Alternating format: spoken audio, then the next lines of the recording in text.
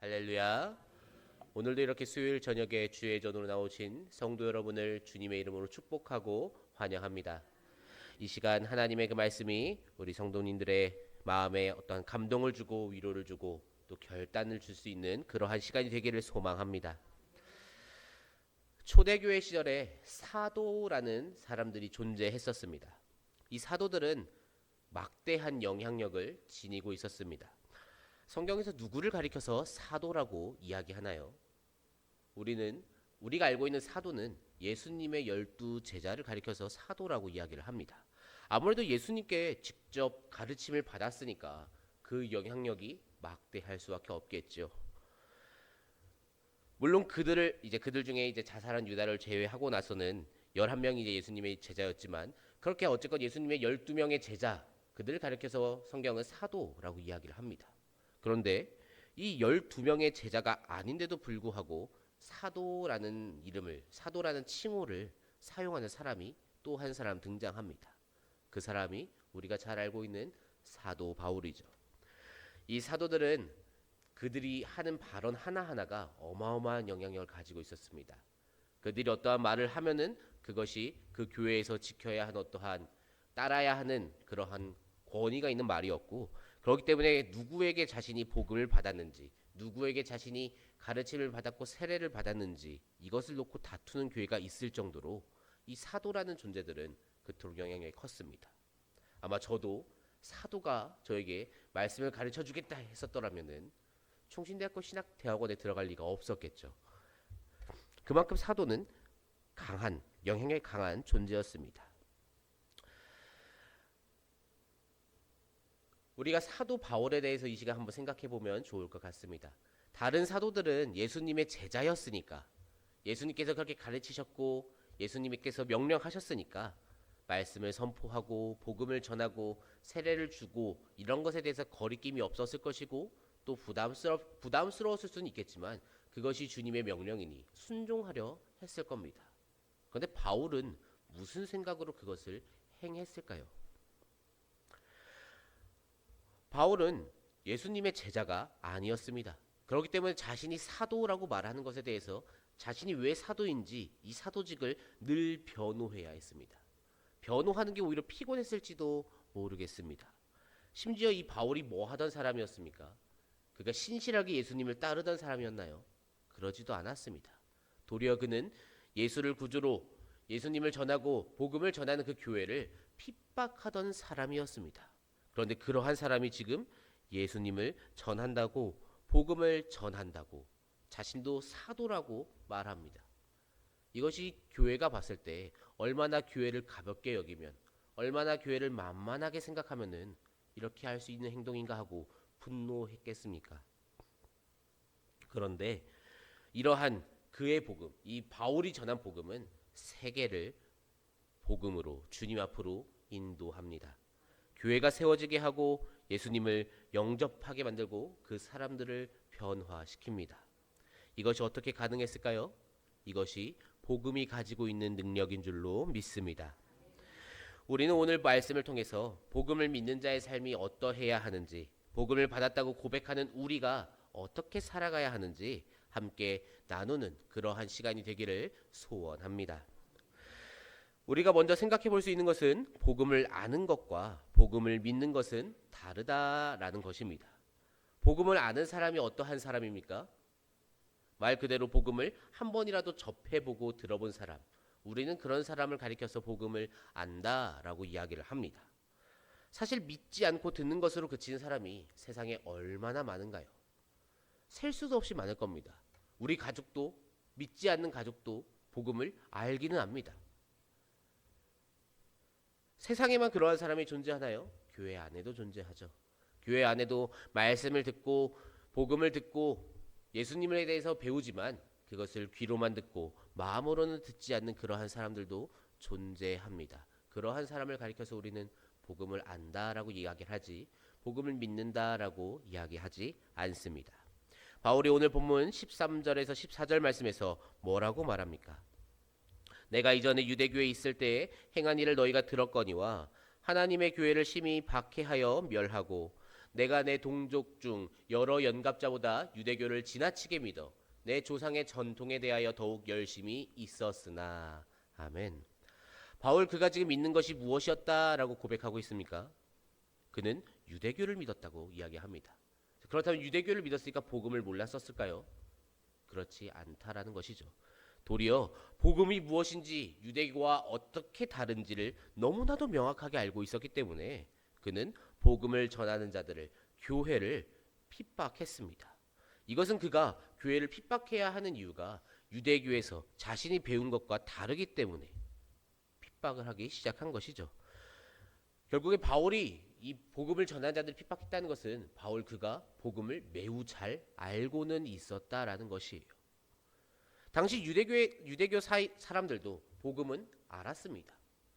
복음을 아는 수준에서만 그치면 이렇게 내가 복음을 평가하게 됩니다. 이것이 정말 말이 되는 사건인가? 이것이 말이 되는가? 이것이 정답인가? 과연 이것이 진리인가? 그러한 것들을 우리의 생각이나 우리의 마음이나 우리의 기준을 가지고 판단하기 시작합니다. 나라는 한 사람의 생각이, 나라는 한 사람이 살아온 경험이, 내가 알고 있는 지식이 복음을 평가할 때 이 바울과 같이, 유대교 사람들과 같이 복음을 전하는 자들을 핍박한다라는 것이죠. 우리가 살아가야 하는 모습은 어떠한 모습입니까? 정반대의 모습이겠죠. 복음이 기준이 되어서 도리어 우리의 삶을 바라볼 수 있어야 합니다. 그런데 복음을 아는 것으로 그친다면 과거 이 바울이 사울이었을 때와 같다라는 것이지요. 유대인들과 같다라는 것입니다. 제가 예전에 고등부를 한번 맡았던 적이 있었습니다. 예전 교회에서 사역을 할 때 고등부를 맡아서 했었었는데 성경을 읽으라고 그렇게 얘기를 해도 성경을 읽지를 않아요, 아이들이. 나중에 한 아이를 불러서, 정말 끝까지 안 읽은 아이가 하나 있어서 그 아이를 불러서 왜 성경을 읽지 않냐고 물어봤습니다. 그러니까 그 아이가 말하기를 자신은 성경계에 일어난 이 일들이 진짜라고 믿어지지가 않는데요. 그래서 이것을 읽는 것이 너무나도 시간이 아깝고 너무나도 이상한 쓸데없는 행동을 하는 것 같아서 하기 싫다고 했습니다. 그런데 그 아이는 제가 부임하기 이전에 이미 그 고등부에 임원으로 세워진 그러한 아이였습니다. 무슨 말입니까? 말씀에 대한 믿음은 전혀 없지만 열심히 교회를 출석했기 때문에 그 모습을 바라본 선생님들이나 아니면 전임 사역자께서 그 아이를 세웠다라는 것이죠. 쉽게 말하면은 교회를 출석하는 것이, 교회를 열심히 나오는 것이 우리가 복음을 잘 믿느냐 하는 것에 대한 지표가 될 수 없다라는 것입니다. 나는 매주 교회를 나가니까 괜찮아. 나는 매주일 예배를 지키니까 주일 성수하니까 나는 괜찮아라고 생각하는 그러한 사람들이 있습니다. 그러한 사람이나 방금 제가 말했던 그 아이나 그리고 우리가 쉽게 알 수 있고 볼 수 있는 복음을 알기만 하는 그러한 사람들이 다 같은 사람이라는 것이지요. 우리는 복음을 받았고 복음을 믿고 예수 그리스도를 나의 구주로 영접했다라고 고백하는 사람입니다. 그런데 참으로 많은 신자들이 성경을 읽는 것에 대해서 어려워합니다. 왜 그렇습니까? 이 말씀이 믿어지지 않기 때문이죠. 이 말씀이 내 삶에서 영향력을 주지 못하기 때문에 우리가 이 말씀 앞으로 나아가는 시간을 아까워할 수밖에 없는 것이죠. 읽어야지 하면서도 말씀으로 나아가는 시간이 자꾸만 우선순위에서 밀려요. 이것은 내가 그만큼 말씀을 가볍게 여기고 있다는 것이고, 냉정하게 말을 하면은 그만큼 이 성경 앞으로 나아가는 것에 대해서 중요하게 생각하지 않는다라는 것이죠. 우리는 그런 사람을 가리켜서 복음을 믿는다라고 이야기하지 않습니다. 복음을 안다라고 이야기하죠. 복음을 아는 것으로 그치면은 우리 삶의 말씀이 아무런 영향력을 주지 못합니다. 말씀이 아무 영향을 주지 않는데 우리가 그 말씀을 가지고 복음을 전할 수 있을까요? 그럴 수 없다라는 것이죠. 복음을 전한다고 한들 그것이 힘이 있을까요? 그럴 수도 없겠죠. 우리는 복음을 믿어야 합니다. 바울조차도 복음을 아는 것으로 그쳤을 때는 도리어 교회를 핍박했습니다. 그가 자신의 신념을 앞세워서 살아갈 때 그 삶은 하나님께 영광을 돌리기는커녕 도리어 하나님께 영광을 돌리려는 자들을 핍박하는 자의 삶이었어요.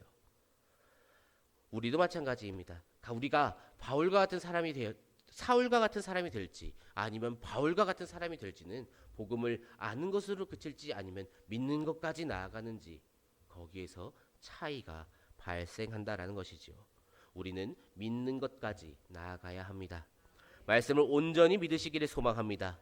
우리의 삶에 이 말씀이 영향을 주어서 말씀 앞으로 나아가는 것을 더욱더 사모하시는 저와 성도인들 되시기를 소망합니다.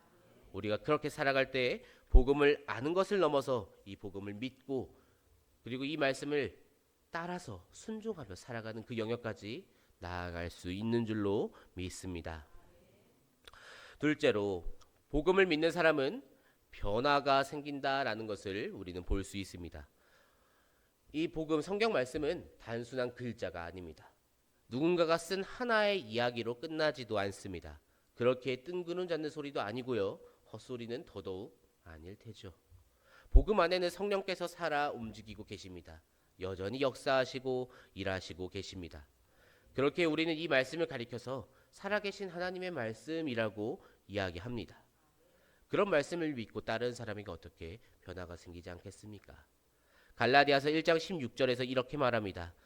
그의 아들을 이방에 전하기 위하여 그를 내 속에 나타내시기를 기뻐하셨을 때에 내가 곧 혈육과 의논하지 아니하고. 아멘. 그의 아들, 예수님을 전하는 일에 사도들이 힘썼지만 한 가지 아쉬웠던 점이 있습니다. 그것은 바로 사도들이 이방인에게는 복음을 전하지 않았다라는 점이죠.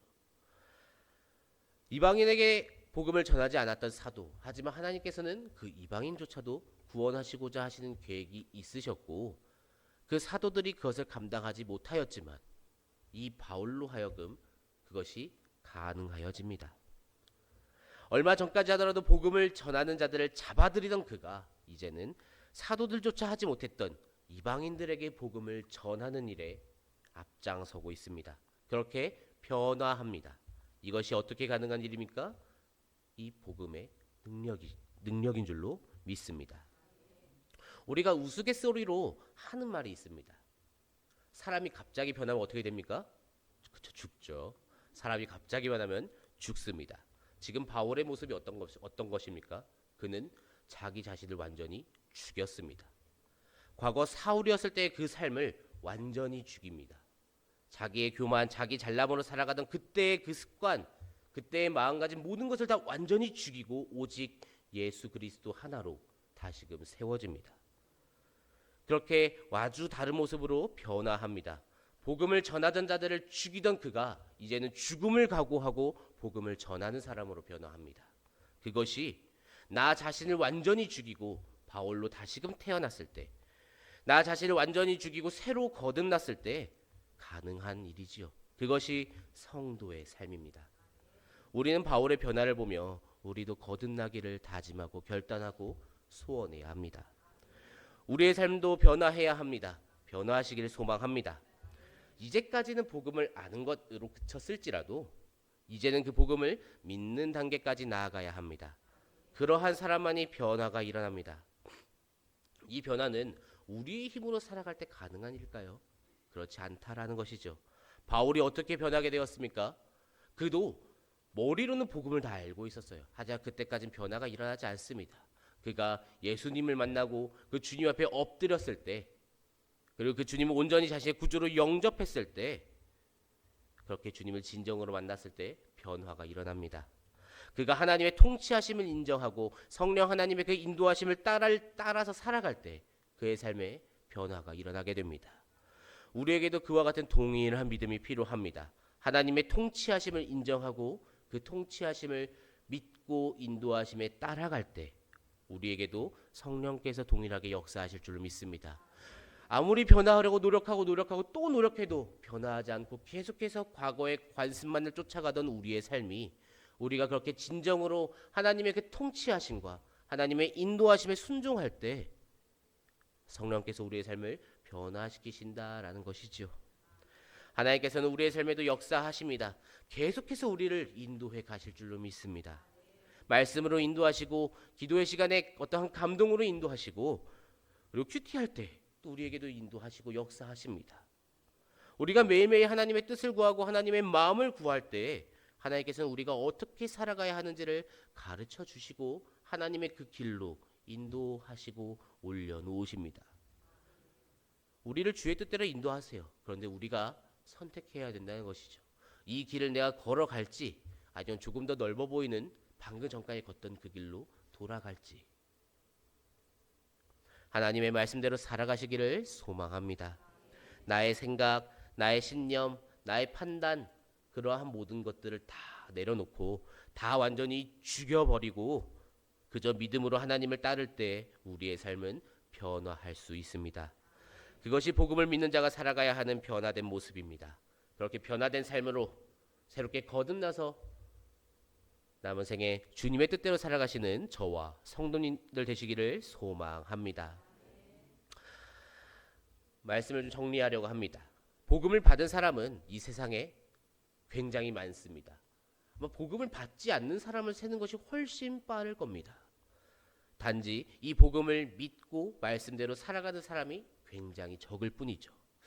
2016년이었던 것 같아요. 제가 목회자 후보생 고시를 볼 때 앞에서 강의를 하시던, 앞에서 말씀을 전하시던 목사님께서 해주신 말씀인데, 그때 이제 2016년 그때 제1종교가, 그러니까 가장 많은 인구를 차지하고 있는 종교가 기독교로 변화하였다라고 이야기를 했습니다. 그 전까지는 우리나라가 계속해서 불교가 제일 1종교였는데 이제 그 수치를 넘어섰다라는 것이죠.